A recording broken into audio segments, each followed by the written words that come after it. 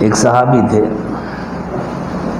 ان کے ایک چھوٹے بھائی تھے، وہ ذرا معذور تھے، کچھ کام وام نہیں کر پاتے تھے۔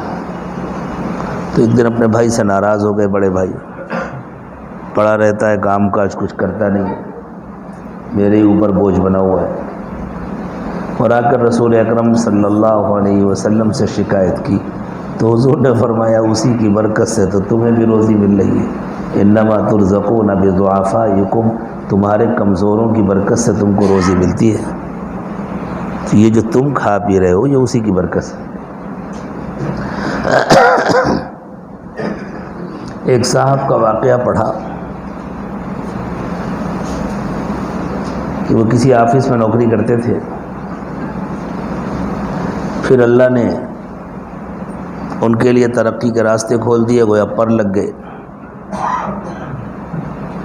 کچھ دنوں کے بعد وہ ایک اپنی کمپنی کے مالک ہو گئے، ایک فیکٹری لگائی، دوسری فیکٹری لگائی، چھوٹے سے گھر میں رہتے تھے، پھر بڑے گھر میں منتقل ہوئے، پھر وہ بڑا گھر بھی ان کو چھوٹا لگنے لگا، پھر شہر کے باہر ایک بہت بڑی زمین لے کر اس میں انہوں نے بہت شاندار بنگلہ بنایا، بڑا لان، بڑا گارڈن،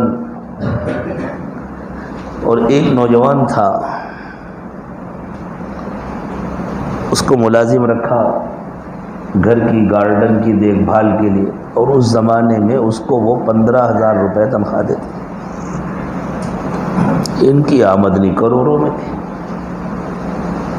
ہمارے پڑوس کے ملک میں ایک شہر ہے جھنگ، وہ نوجوان اس شہر کا رہنے والا تھا، جھنگ کا، تو نوکری کر لیا۔ وہ بڑی محنت سے کام کرتا تھا، نیک بندہ تھا، لیکن غریب تھا، اور اس نے گھر کو خوب سجا کر رکھا ہوا تھا۔ ایک دن یہ صاحب کسی ضرورت سے اپنے آفس سے گھر آئے،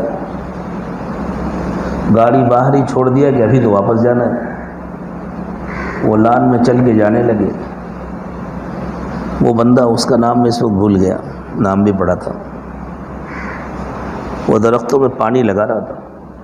اچانک جو ان کو دیکھا کہ ارے ہمارے مالک پیدل چلے آ رہے ہیں، تو وہ گھبرایا اور اس کے ہاتھ سے پائپ چھوٹ گیا اور پورا ان کے اوپر، پورا سوٹ بھیگ گیا۔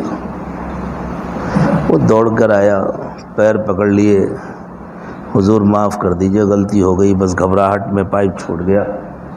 ان کو اتنا غصہ آیا، انہوں نے کہا بس تم ابھی نکل جاؤ، اب بھی نکل جاؤ۔ اس نے کہا مجھ سے غلطی ہو گئی، مجھے معاف کر دیجئے، میں غریب آدمی ہوں، میں نے جان بوجھ کے نہیں کیا۔ کہا بالکل نہیں، میرا نیا سوٹ خراب کر دیا، چلو نکلو۔ اور واچ مین سے کہا اس کا سامان اٹھاؤ اس کے کمرے سے، اس کو نکالو باہر۔ وہ بیچارہ باہر گیٹ کے باہر جا کر بیٹھ گیا، اس امید میں کہ جب صاحب کا غصہ ٹھنڈا ہو جائے گا میں پھر معافی مانگ لوں گا، مجھے معاف کر دیں گے، نوکری سے نہیں نکالیں گے۔ وہ تو چلے گئے اپنی گاڑی میں بیٹھ کے، وہ شام تک بیٹھا رہا گیٹ کے باہر۔ جب یہ شام میں اپنے وقت پر آئے اور دیکھا گیٹ کے باہر بیٹھا ہے تو اس کو پھر ڈانٹا کہ تم اب تک گئے نہیں۔ تو اس نے آ کر کے پھر پیر پکڑے رونے لگا، خوشامد کیا کہ حضور مجھے معاف کر دیجیے، میں کہاں جاؤں گا، بے سہارا ہو جاؤں گا۔ بالکل نہیں، نکلو، چلو۔ واچ مین سے کہا چلو بھگاؤ اس کو یہاں سے۔ وہ چلا گیا۔ وہ گیا اور ان کے حالات بدلنے شروع ہوئے، کاروبار میں نقصان ہونے لگا، مال خراب ہونے لگا، دھیرے دھیرے ایک فیکٹری بند ہو گئی۔ پھر ان کا جوان بیٹا گھومنے کے لیے گیا ہوا تھا، مری، اس کا ایکسیڈنٹ ہوا، وہ مر گیا۔ آہستہ آہستہ دوسری فیکٹری بھی بند ہو گئی، گھر بیچنے کی نوبت آ گئی کہ اتنے بڑے گھر کے اخراجات برداشت نہیں کر سکتے تھے۔ پھر ایک چھوٹا مکان لے کر اس میں رہنے لگے، حالت خراب ہو گئی، جس چیز میں ہاتھ ڈالتے ہیں نقصان، جس چیز میں ہاتھ ڈالتے ہیں، مقروض ہو گئے، پریشان ہو گئے۔ ہمارے ملک سے کوئی بزرگ تشریف لے گئے تھے ان کے علاقے میں، ان کے ایک دوست نے کہا کہ دیکھو ایک بزرگ آئے ہیں، ان کے پاس چلو، بڑے اللہ والے ہیں، بڑے مستجاب الدعوات ہیں، ان سے دعا کرا لیں۔ یہ صاحب گئے ان کے پاس کہ حضرت میرے حالات بہت عجیب ہیں، بہت مقروض ہو گیا ہوں، بہت پریشانیاں ہیں، دعا فرما دی۔ تو وہ خاموش ہو گئے، سر جھکا کر مراقب ہو گئے۔ تھوڑی دیر انہوں نے مراقبہ کیا اور پھر سر اٹھا کر کے اس نوجوان کا نام لے کر کے کہا اس کو کیوں نکالا تھا؟ یہ گھبرا گئے، کہنے کہ حضور غلطی ہو گئی تھی۔ کہا غلطی ہوئی تھی نا، اسی سے معافی مانگو، ورنہ جو بچا ہے یہ بھی ختم ہو جائے گا۔ کہا پتہ ہے اللہ تعالیٰ تم کو کروڑوں کیوں دیتے تھے؟ اللہ تم کو کروڑوں اس لیے دیتے تھے تاکہ تم اس کو 15,000 دو۔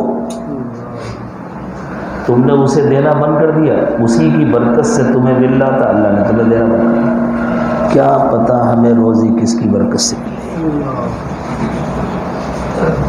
اب ان کی تو حالت خراب ہو گئی، اس کی تلاش میں نکلے۔ پہلے تو انہوں نے گھر میں آ کے ساری فائلیں چھانی، کاغذات دیکھے کہ کہیں اس کا کچھ پتہ وتا مل جائے، اس کا کوئی پتہ نہیں، غریب آدمی تھا بیچارہ، صرف نام معلوم تھا اور کافی عرصہ گزر چکا تھا۔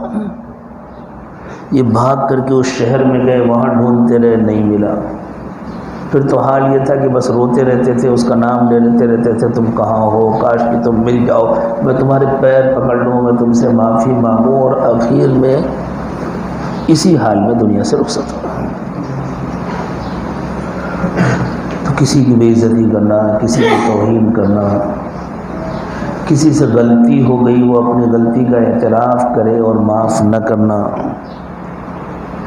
یہ سب کچھ اللہ تعالیٰ کو پسند نہیں ہے، یہ سب ناشکری میں داخل ہے۔ اللہ نے نعمت دی ہے تو اللہ کا شکر ادا کرنا چاہیے۔